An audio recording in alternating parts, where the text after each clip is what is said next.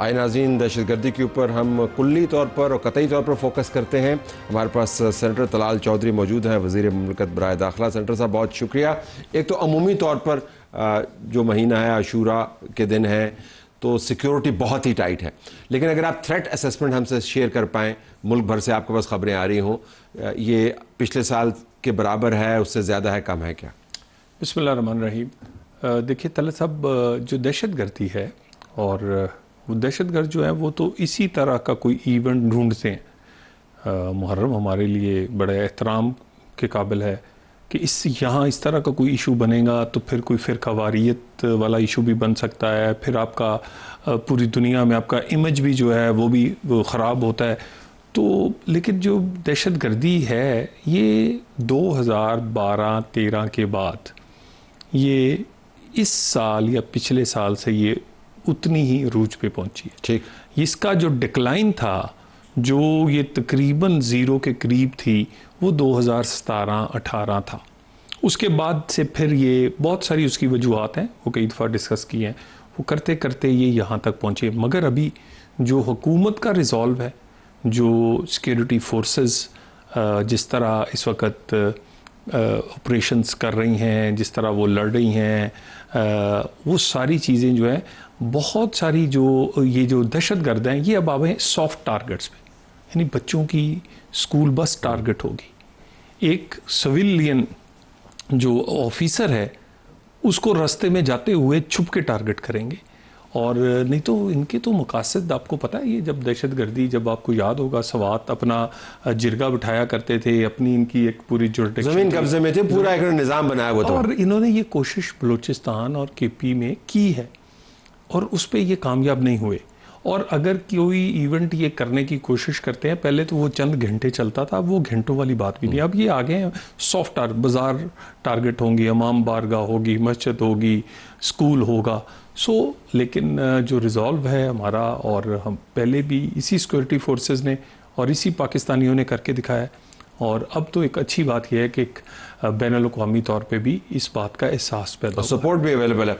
लेकिन पहली मरतबा जब किया सिक्योरिटी फोर्सेस ने कई ऑपरेशंस किए, तो वो एक बड़े पैमाने पर ऑपरेशंस हुए, बाकायदा उनके नाम हुए, फिर डिक्लेरेशंस हुई, फिर उसके बाद इलाके खाली भी करवाए। अब ज़रा वो सूरत हाल नहीं है, किसी के पास पाकिस्तान की ज़मीन का कब्ज़ा नहीं है वो मुकम्मल तौर पर, लेकिन नेटवर्क मौजूद है जिसके ज़रिए दहशतगर्द काम करते हैं। तो अभी हम किसी ऑपरेशन की बात कर रहे हैं, जिस तरीके से, जिस नहज से आप पॉलिसी चला रहे हैं वैसे ही चलती जाएगी?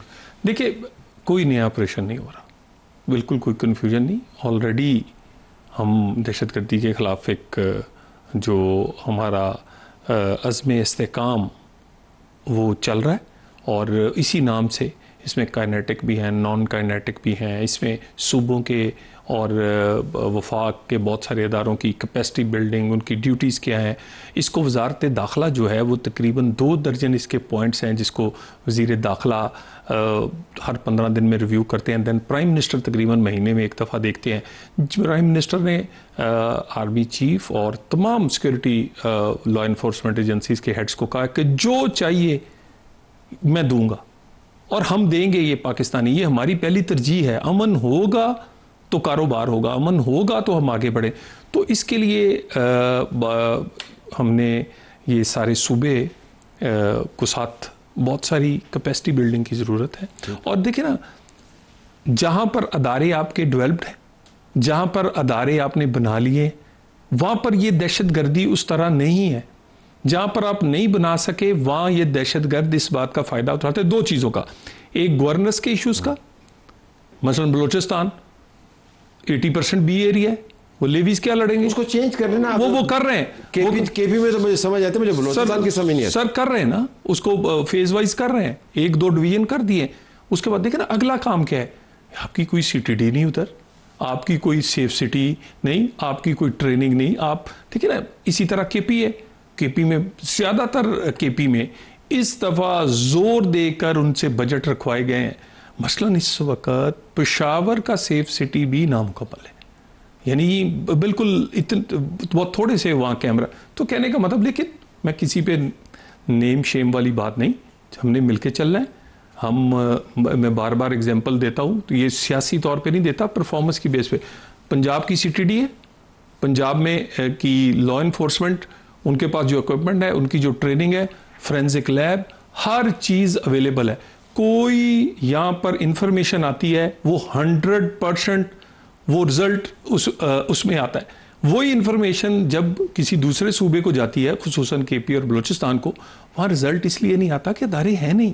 सो हम इसमें पड़े बगैर कि क्यों नहीं है, हम इस पे इंशाअल्लाह ताला हम उनको साथ लेकर चल रहे हैं। हम पूरी कोशिश कर रहे हैं, वफाक जो दे सकता है वो दे रहा है, लेकिन आपको हर आने वाले हफ्ते में ये जंग में आपको नजर आएगा कि दहशतगर्दी नीचे जा रही है और हम जीत रहे हैं। और नंबर्स में रिफ्लेक्ट होना चाहिए ना। अभी तो जो नंबर्स हैं वो इस तज्जिए से मुताबिकत नहीं रखते सर। मैं अभी जो नंबर्स, देखिए, मैंने तो तस्लीम किया है कि 2012-13 में जो नंबर्स थे, इस वक्त भी उसी तरह की सूरत हाल है। देखिए ना, अगर रोज़ाना की बुनियाद पर हमारे 2-3 से 4 नौजवान जवान लॉ इन्फोर्समेंट के शहीद हों और 3 से 4 ही सिविलियन शहीद हों रोज़, तो ये पीक है ना जी। और ये पीक जो है, ये आप इसको डिक्लाइन करता हुआ देखेंगे। बलूचिस्तान के बहुत सारे एरियाज़ में ये डिक्लाइन कर गई है।